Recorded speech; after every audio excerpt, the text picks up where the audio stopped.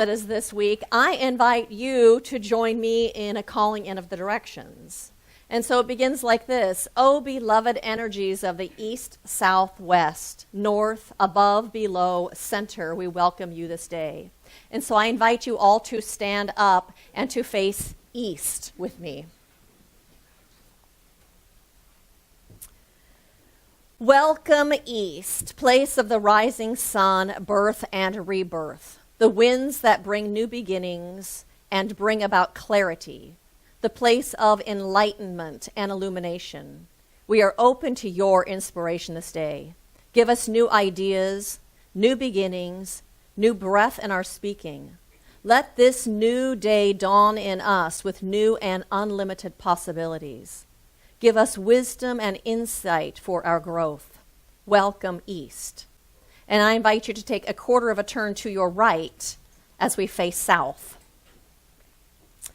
Welcome south, place of the noonday sun, the spiritual realm, the place of passion, creation, and inspiration, the spark of life, the fire within.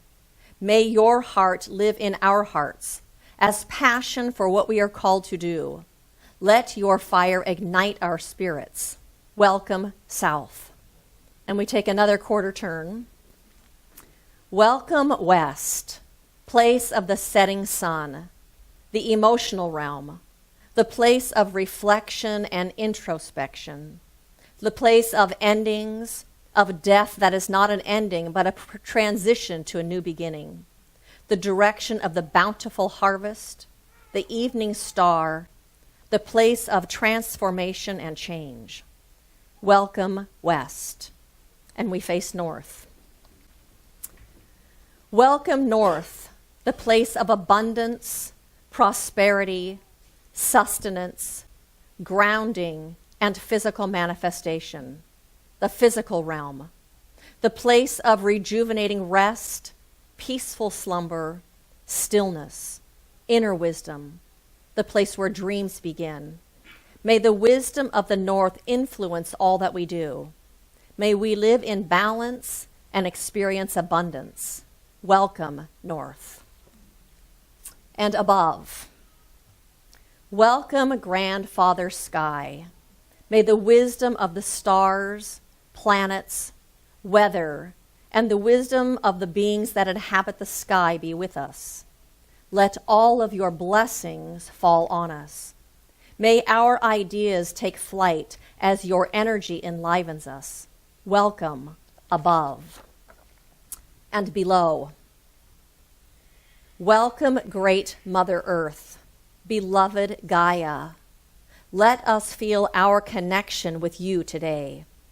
May our bodies of your clay find a comfortable home on you, and may your ways of flow, conservation, economy, and nurturance unfold in our lives. Bless us, Mother Earth, and welcome. And within. We welcome the great within, the place of balance, of center, of timelessness, and of transformation. The place of the void from which all things are born and to whom all things return. May this inner universe that contains all we could ever need be with us today. Welcome to all that we are. Welcome to the great within. The directions have been called, and we are now in sacred space, open to these energies of blessings. And you may be seated.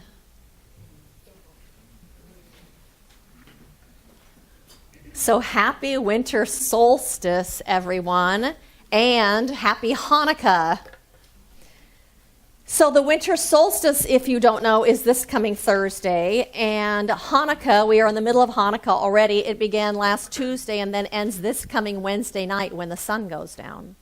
I think it's kind of amazing that both of these celebrations happen at the same time of year every year, because they are both about recognizing the miracle of light. Whether it's literally or symbolically, they're still in recognition of the miracle of the light and the return of the light after a time of darkness. And so the winter solstice has been celebrated throughout eons of time by indigenous people across this world and by people who practice earth-based religions. It always happens on December 21st, which is the shortest day of the year and the longest night of the year, which means, in other words, it has the shortest amount of daylight hours and the greatest amount of nighttime hours or darkness than any other day of the year. And so winter solstice is really about a return of the sun and a return of the light and a return of the warmth. And with that, that means then a return of greater life, because it's with that warmth and with that sun that plants begin to grow and to blossom and that animals come out of hibernation and life starts unfolding in a greater way than it had been. Winter solstice is a representation of hope and of faith. It is a depiction of our gratitude for the good that we have in our lives. It is in recognition that the light always overcomes the darkness, and that the light is always still present in the midst of the darkness. And so, irregardless of the culture that is practicing it or celebrating it, the theme is always the same. It is always about the recognition of the triumph of the light over the darkness. And so, in Judaism, people are practicing and celebrating Hanukkah right now. And so, part of that Hanukkah celebration is lighting a candle on the menorah every night for 8 nights in a row. And that is a representation of the miracle that happened in the Holy Temple of Jerusalem. And so the story says that after years, and I'm not a scholar, but it seems like it's somewhere around 200 years, the Temple of Jerusalem was recaptured from the Greeks by the Jews. And so the pagan statues were removed by the Jews, and the temple was cleansed, and new altars were built, and new vessels were created, holy vessels, and the temple was rededicated honoring the one and only God. It was rededicated as a place of prayer and a place of communion, and it was sanctified as such. Prior to them taking the temple back, what happened was the Greeks had come in and they destroyed all of the holy vessels that contained the oil that they used to burn like we would burn a candle today. And so those jars of sanctified oil had all been destroyed except one. They discovered there was one jar left. And so that one jar was only enough oil to burn for one day. But in the Holy Temple, the light was supposed to burn day and night, endlessly. And that light burning day and night was a representation of the fact that God is on the job all of the time, day and night. And so what that happened was it was a 4-day trip to go and get more sanctified oil and a 4-day return back. So there was 8 days, and they only had enough for 1 day. But out of their deepest gratitude, out of a soul-felt gratitude, out of a love of God and devotion to the sacred, they went ahead and lit the one candle that they had. And so the miracle that occurred was that one jar of oil burned for 8 days until the return to the temple with the sanctified oil happened.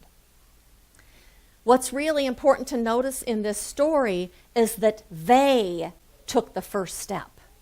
They lit the candle. And they did it in a consciousness of gratitude. They did it in a consciousness of recognizing that one presence that was always with them, that was with them in that moment, that was already present and with them. They did it in a consciousness of a holy partnering with that divine presence in life and in this physical world. And they did it in a consciousness of high anticipation. It's important to recognize that that's what was going on at that time, because it's in our recognition today that that light, that that one infinite presence and power is right where we are all the time, that it's already present within us, that we are grounded in that energy, that it's in us and around us and filling our lives. And when we do that in gratitude, that's how and when the seeming miracles occur in our lives. That's when we open ourselves to that which is miraculous, to that which is beyond our limited human ability to do and to figure out and to fix and to manipulate. It's when we do our part, standing in our faith. What happens then is we open ourselves to that presence of God. When we're standing in faith, when we take the first move and say, okay, I am open and I am available and I am ready, and I'm recognizing that that one is already here, that the infinite is already here. It's then that we open ourselves to the good. It's when we do that that we open ourselves to the love of the universe, to the wisdom that already resides within us. That's not a wisdom here, but it's a wisdom here. It's when we do that that we open ourselves to the order and the harmony that this universe is founded upon, that the planets stay in their orbits and the animals act on migratory impulses. That wisdom, we open ourselves to that innate wisdom within us. And by opening ourselves and standing in faith and standing in trust, we allow it to unfold in our lives in a greater way. And so there's a story in the book, A Daily Dose of Sanity by Alan Cohen, that is kind of a depiction of this that I like. And it's called The Faith Factor.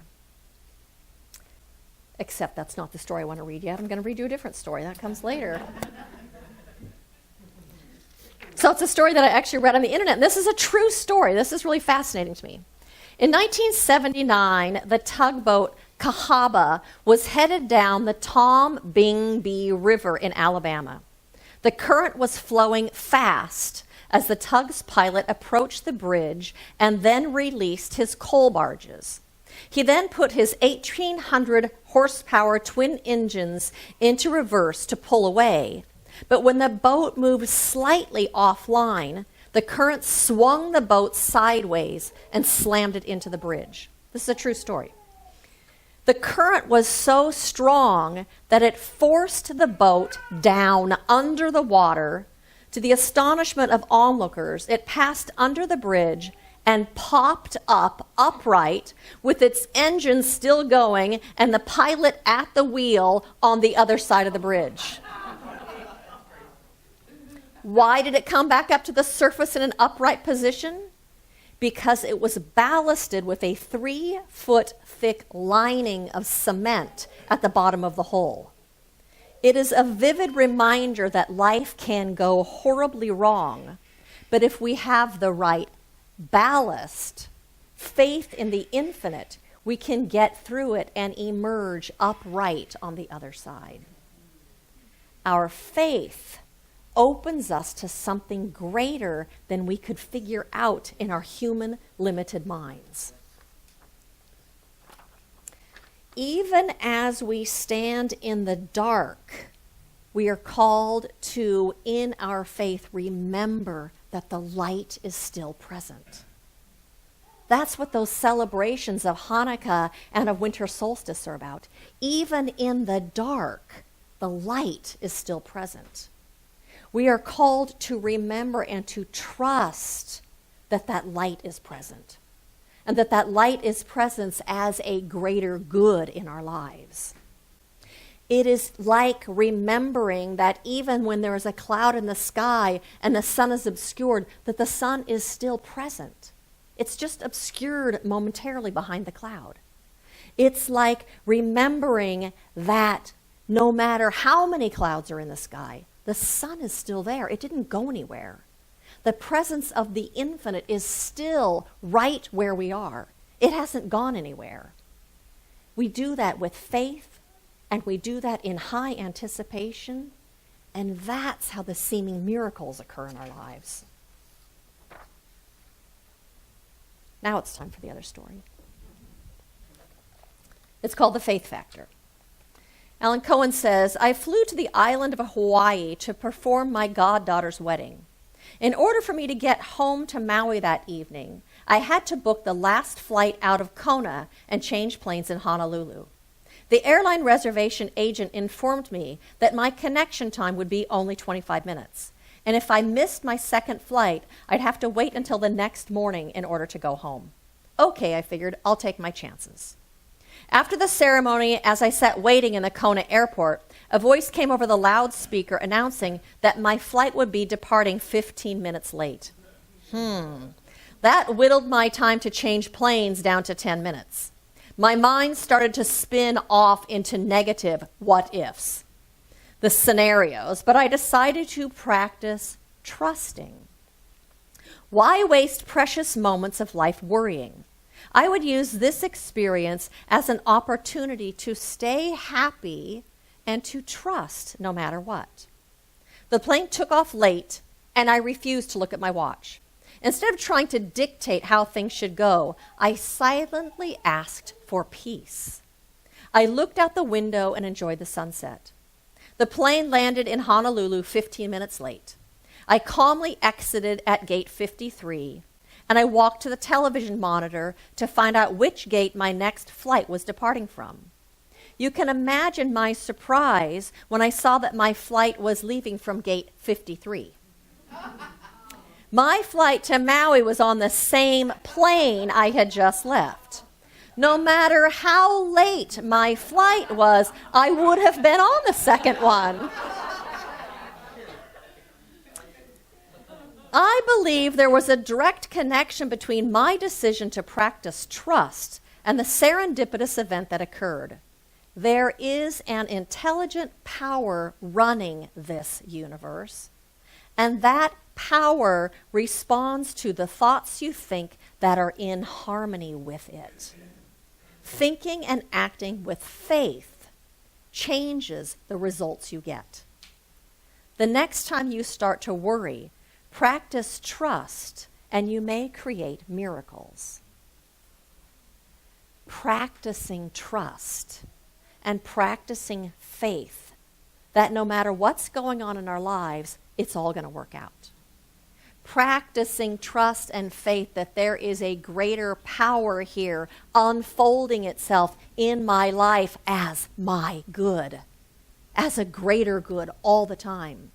Practicing trust that that power is on my side and for me. We keep the light burning when we practice trust. That's the title of my talk today, Keep the Light Burning. We keep the light of our own inner faith burning when we make the choice first to step into faith, when we make the choice to trust, when we make the choice to affirm that everything is for me and nothing is against me. We light the candle of our faith, and then we're able to step out of the dark.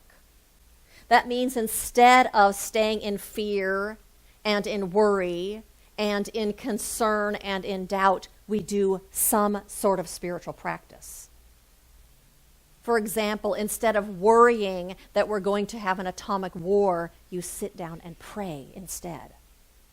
That means instead of complaining how crazy it is out there right now and how crazy the drivers are out there in the world right now, instead you practice centering yourself so that you're centered in your own peace and you're centered in your own wholeness. And then you go out and you practice kindness with the craziness of the world. It means that instead of focusing on people that are racist and doing racist things in the world, instead you go out and you practice love and inclusion. It means remembering and affirming to yourself, I live and move and have my being in love. I live and move and have my being in wisdom. It means that you tell yourself things like, all that I need is already mine, and it is making itself available to me now.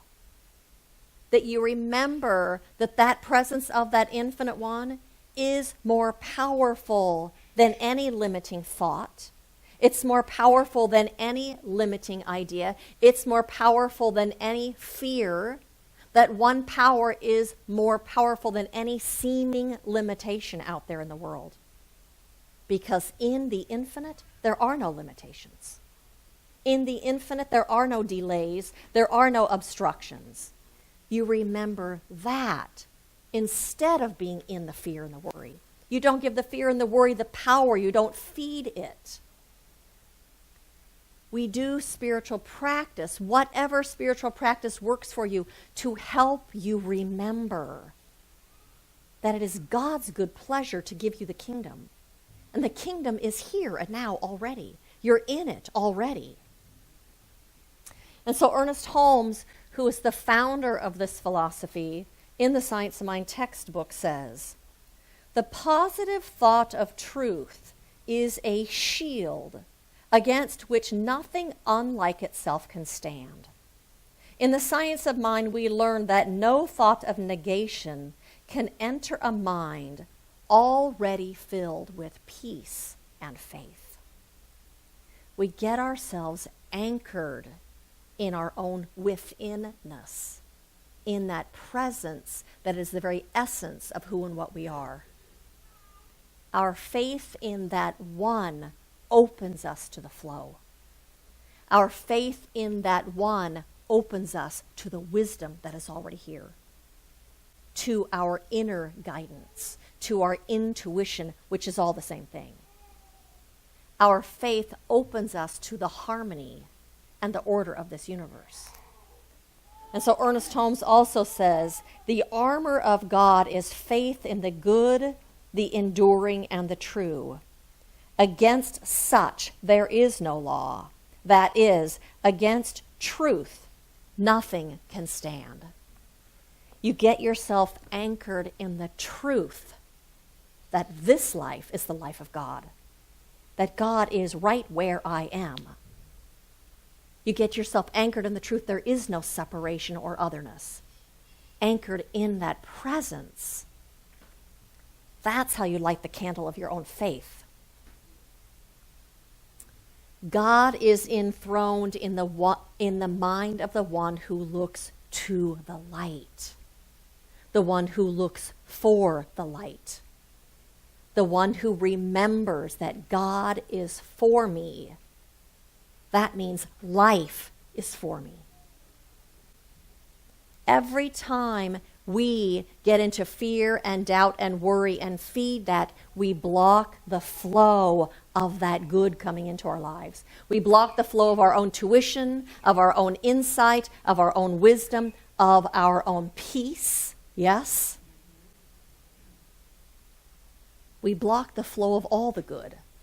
And so my invitation to you is to keep your light burning. To do that through spiritual practice, through using affirmations like God is for me, therefore life is for me. Like doing centering practices where you stop and you breathe and you find your center and you get recentered before you continue the conversation or have the difficult conversation or doing whatever it is, going out into the craziness of Christmas shopping. You do meditation so that you touch the place in you that is beyond your thinking, that is beyond your doubts and your concerns. You do affirmative prayer to help you remember the truth. Anything, whatever it is that helps you remember the truth. And if you can't get there by yourself, you sit down with a practitioner. Or you read a book of something that inspires you. You know, every morning I read that book that David read from today, 365 Days of Richer Living. And so often I go like, whew, I'd forgotten that for a minute. It helps us remember when you can read the words of somebody else that's speaking those words of truth. And like those that are celebrating the winter solstice, know that the light is always present, even in the darkness. That when it seems dark, it's just because the light is obscured. Step back into it. Open yourself back up to it and trust that it is there. Have faith that it is present. And like the people who are practicing Hanukkah, light that candle. Light the candle of your own faith that the presence is right here. That presence is with you and around you and in you with high anticipation, like they did lighting that candle in the temple. Step into life partnering with that presence. Then you will be living a life of greater ease and of greater peace and of greater centeredness. You will be living in greater trust as you walk forward in your life of whatever's happening in that moment. And there will be seeming miracles that you could not have come up with in your own mind that unfold in your life.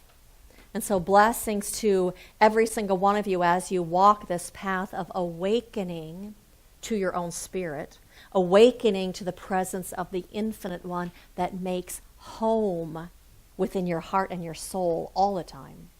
This path of unfolding and this beautiful life that you're creating. Blessings to every single one of you.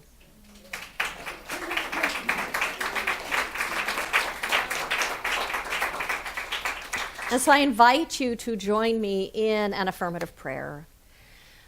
Oh, and so how good it is just to answer the call of the divine that lives within our hearts and our souls to return to that place of remembering, that place from whence we have come, where there is no separation, where there is no distinction and no otherness. There is only the one, and we are a part of it.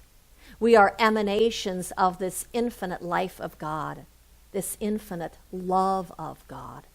And our life is an outpicturing of this presence. Our lives are outpicturings of this presence of good and this presence of peace, this presence of love and of creativity and of celebration and of wonder and of magnificence. How good it is to be back in this place of remembering and of sensing and feeling and knowing. And so right now we just feel our way into that presence. Here, home in God. Here where we have always been home, but sometimes forget. And so today in this moment we remember, for we have always been members in this one. And today we step back into membership, partnering with God as we walk through this life, igniting and fanning the flame of our own inner light of oneness and of truth and of remembering and of love and of peace and of wholeness and of power. For this is that one expressing itself within us and as us. And so I know right now that we can never be separate or apart from this one, for it is all there is, everywhere present, in and through and around and as everything, that which was before time began, and that which will be unto the ends of this universe is the one presence and power. How good it is to be home in this one.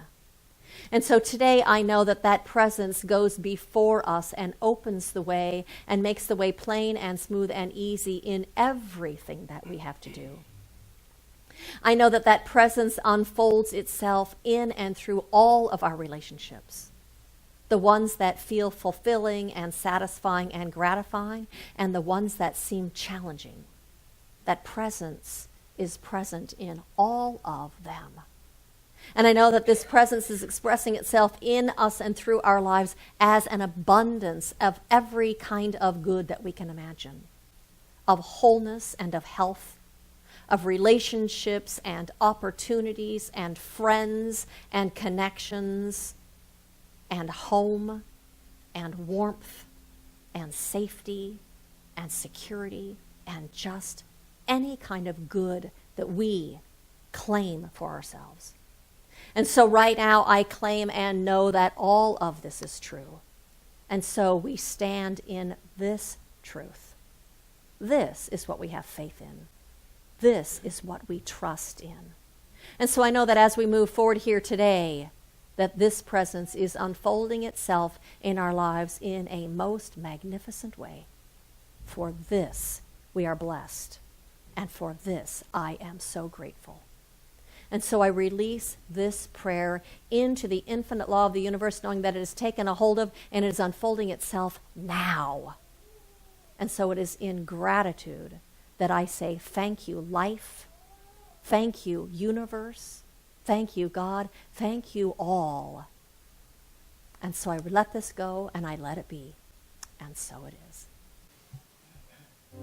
So combine my very advanced preparation, which usually occurs about midnight the night before, something that but benign precariousness of having to do it right then, combined with the beautiful words and with a little help from the Bee Gees, which stands for beautiful gathering. In the temple of our soul, the candle will keep burning, acknowledging the wisdom that's within us. Our faith will bring us through the darkness, even if the current or the flight delays seem heartless. Trust will bring us through, 'cause there's a light, a special kind of light that always shines in me, one I can't always see, but I know it's there. I know that it's there. We are not alone. No, we're not alone. We're connected to the divine. And everyone can shine. We all can shine if we keep the light burning inside. Gotta keep the light burning inside. It's always within you. It's always with you. Wherever you are. Oh, when winter comes, the days are not as long, but we are not apart from the spirit in our heart. In our heart, we keep the faith. Always keep the faith, and miracles appear. They're happening right here, right now, right here, not in our rearview mirror. Keep the light burning inside. You gotta keep the light burning inside. It's always with you, always with you, wherever you are. Oh, we are anchored in the presence of the essence of who we are. We can vibrate in harmony like the strings of this guitar. Oh, we keep the light burning inside. Oh, keep the light burning inside. It's always with you. It's always with you, wherever you are.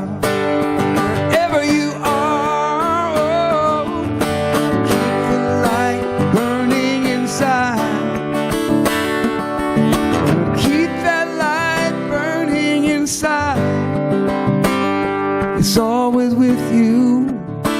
It's always with you, wherever you are.